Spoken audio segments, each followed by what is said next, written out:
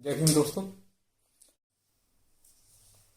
दोस्तों डॉक्टर भीमराव अंबेडकर को बड़े ही शातिराना तरीके से केवल दलितों तक सीमित कर दिया। उनको केवल दलितों का नेता बनाकर प्रचारित किया गया। क्या ये सही है? बिल्कुल नहीं।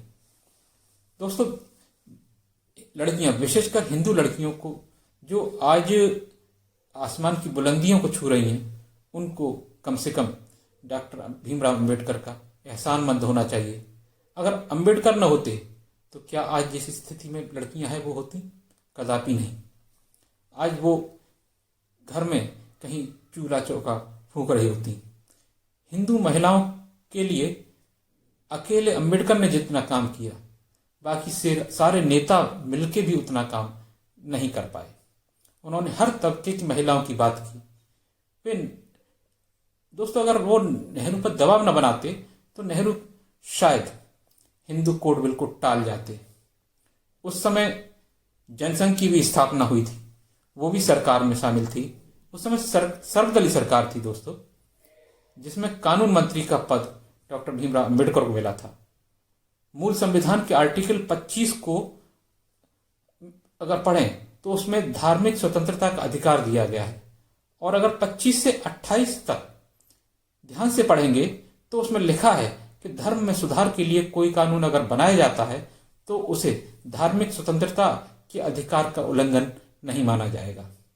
जिस प्रकार 3 तलाक के विरोध में अभी कुछ समय पहले एक कानून पारित हुआ है, बाबा साहब जानते थे कि जब जब परिवर्तन होंगे लोग कहेंगे कि धार्मिक स्वतंत्रता का उल्लंघन हो रहा है, लेकिन बाबा साहब ने पहले ही लिख दिया कि धर्म के सुधार के लिए किया जाने वाला परिवर्तन अवैध नहीं होगा, वो वैध होगा।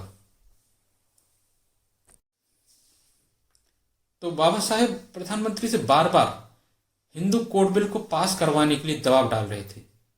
हिंदू कोड बिल एक तरह से यूनिफॉर्म सिविल कोड ही था, जो यूसीसी कहा जाता है। यूसीसी का मतलब यह नहीं है कि किसी भी धर्म के लोग एक ही नियम का पालन करेंगे, सभी धर्मों के लोग एक ही नियम का पालन करेंगे, ऐसा कतई नहीं है।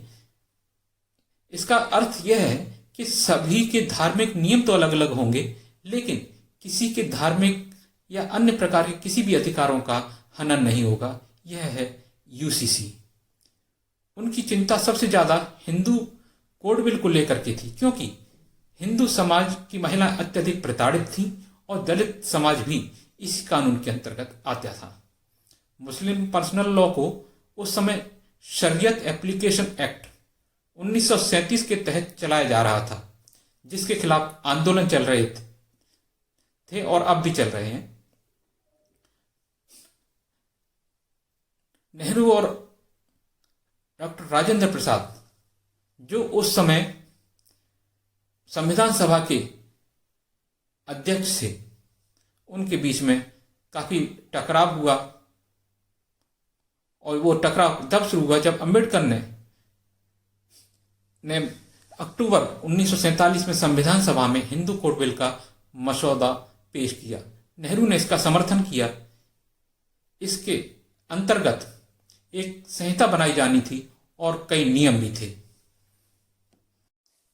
हिंदू कोड बिल को लेकर सिर्फ संसद के अंदर ही विवाद नहीं हो रहे थे, बाहर भी धर्मगुरु और पारंपरिक समाज सेवक इसका मुखर विरोध कर रहे थे। इन सभी के बीच बिल पर धीमी गति से चर्चा चल रही थी और नेहरू ने इसे अपनी प्रतिष्ठा का प्रश्न बना लिया था। 26 जनवरी 1950 को सुबह 10:24 पर राजेंद्र प्रसाद बने देश के पहले राष्ट्रपति। उस समय संविधान सभा का कार्यकाल पूरा हो चुका था, और संविधान पूरा होने के बाद संविधान सभा ही विधायिका की तरह काम करने लगी थी। 1952 के चुनाव में वक्त था। इस बीच हिंदू कोड बिल पर बहस लगातार जारी थी। डॉक्टर अंबेडकर इसको लेकर काफी फिक्रमंद थे। उनकी इस विषय पर नेहरू से अंदर खाने तीखी झड़प होने लगी थी। गुस्सा केवल बिल को लेकर ही नहीं था। डॉक्टर अंबेडकर लंदन से इकोनॉमिक्स में पीएचडी हासिल करके आए थे। वे देश के आर्थिक नियोजन में भी अपनी भूमिका चाहते थे, मगर नेहरू उनको शामिल नहीं कर रहे थे। उन इस इन सब के बीच संसद के बाहर के आंदोलन भी उग्र हो रहे थे। धार्मिक मोर्चे पर विरोध का नेतृत्व करपात्री महाराज कर रहे थे। इसी दौरान हजारों साधु संतों और श्रद्धालुओं के साथ संसद तक मार्च निकाला। जहां पुलिस ने उन्हें रोका तो विरोध और तीखा हो गया और लाठीचार्ज हुआ और करपात्री महाराज का एक दंड भी टूट गया। सदन के अंदर राजेंद्र प्रसाद का धैर्य टूट रहा था। उन्होंने बतौर राष्ट्रपति एक खत लिखा नेहरू को कि मौजूदा प्रतिनिधि सभा देश का प्रतिनिधित्व नहीं करती, अर्थात नेहरू तुम जनता की चुनी हुई सरकार के मुखिया नहीं हो। 1952 में चुनाव होने दो, तब जीत कर आना, तब हिंदू कोड बिल को पेश करने की कोशिश करना, और अगर बिल को पास कराना ही है तो सिर्फ हिंदुओं को ही निशाना क्यों बनाया जा रहा है। नेहरू ने संविधान विशेषज्ञों से सलाह ली तो उन्होंने कहा कि राष्ट्रपति सदन की बात को मानने को बाध्य है, लेकिन नेहरू ने समझदारी दिखाते हुए इस बात को ज्यादा तूल नहीं दिया और चुनाव का इंतजार करने लगे। मगर अंबेडकर नेहरू की इस कूटनीति से सहमत नहीं थे। उन्होंने अक्टूबर 1951 को नेहरू कैबिनेट से इस्तीफा दे दिया। चुनावों को में कांग्रेस को बहुमत मिला। इसके बाद राष्ट्रपति के चुनाव हुए। राजेंद्र प्रसाद विजयी रहे।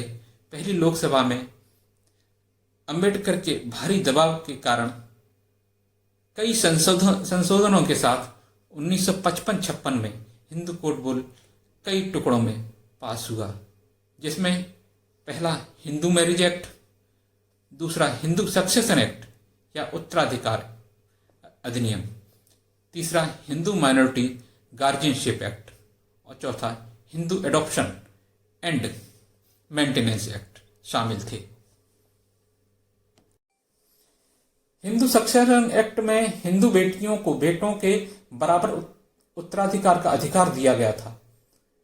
उससे पहले केवल बेटे ही पैतृक संपत्ति के उत्तराधिकारी होते थे, लेकिन हिंदू समाज आज तक यह हिस्सा दिल से नहीं दे पाया है। एहसानमंद होना चाहिए अम्बेडकर का। यह कानून बनवा गए, लोग रास्ते निकाल लेते हैं बेटियों की संपत्ति में अधिकार न देने के। जैसे चुनाव जीतती है महिला और पद पर शासन करते हैं पति, जैसे प्रधान पति, सरपंच पति, प्रमुख पति, विधायक पति आदि कहलाते हैं। इन सब से महिला केवल रबर स्टाम्प होती है। अब महिलाओं को वास्तव में डॉक्टर भीमराव अंबेडकर के सामने रोजाना फूल चढ़ाना चाहिए, उनका एहसानमंद होना चाहिए। वो आए तब आज महिला जिस स्थिति में है उस स्थिति में है, अन्यथा वो कहाँ होती। यह सोच ले, यह एक विचार छोड़ रहा हूं मैं, यह सोचना चाहिए, मंथन करना चाहिए। जय भीम, जय संविधान, जय दोस्तों।